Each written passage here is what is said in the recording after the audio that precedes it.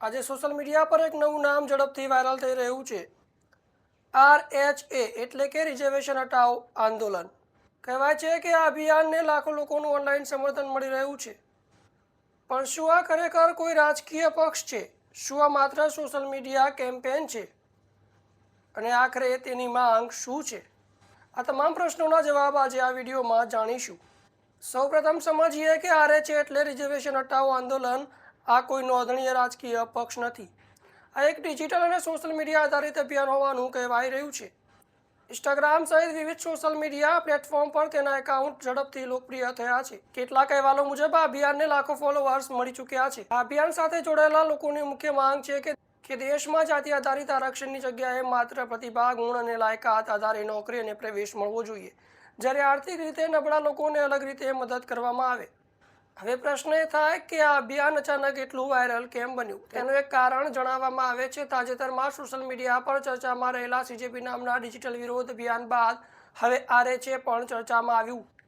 CJPએ paper leak જેવા મુદ્દે વિરોધ નોંધાવ્યો હતો। ત્યારબાદ RHAના નામે આરક્ષણ સંબંધિત ચર્ચા સોશિયલ મીડિયા પર વધુ ઝડપથી।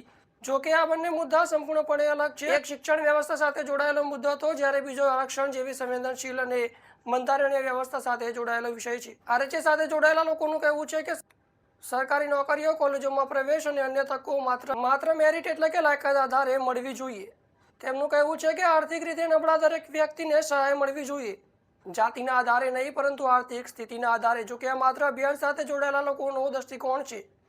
બીજી તરફ ઘણા લોકો આ માંગનો વિરોધ પણ કરી રહ્યા છે। તેમનું કહેવું છે કે આરક્ષણ માત્ર નોકરી કે પ્રવેશતાનો મુદ્દો નથી, પરંતુ સામાજિક ન્યાય ઐતિહાસિક અસમાનતાને દૂર કરવાની વ્યવસ્થા છે, તેથી તેને દૂર કરવું યોગ્ય નથી। સોશિયલ મીડિયા પર આ મુદ્દે બંને તરફથી ચર્ચા ચાલી રહી છે। જો આપણે ઇતિહાસ તરફ નજર કરીએ તો આરક્ષણને લઈને ભારતમાં અગાઉ પણ અનેક આંદોલનો થયા છે। 1990માં મંડલ કમિશનની ભલામણો બાદ દેશભરમાં વિરોધ પ્રદર્શન થયા હતા। 2006માં મેડિકલ વિદ્યાર્થીઓ અને ડોક્ટરોએ પણ વિરોધ નોંધાવ્યો હતો। તે બાદ વિવિધ રાજ્યોમાં અલગ અલગ સમુદાયો દ્વારા આરક્ષણને લઈને આંદોલનો થયા છે। પરંતુ 2024માં ચર્ચામાં આવેલું RHA મુખ્યત્વે ડિજિટલ અને સોશિયલ મીડિયા આધારિત અભિયાન તરીકે જોવામાં આવી રહ્યું છે। તો મિત્રો, RHA હાલમાં સોશિયલ મીડિયા પર ચર્ચાનો વિષય બન્યું છે, પરંતુ આ અભિયાનની જમીન સ્તરે કેટલું આગળ વધશે તે આવનાર। પરંતુ 2024 વિગત માટે જોડાયેલા રહો DMIT ન્યૂઝ ગુજરાતની વાત, જનતાની।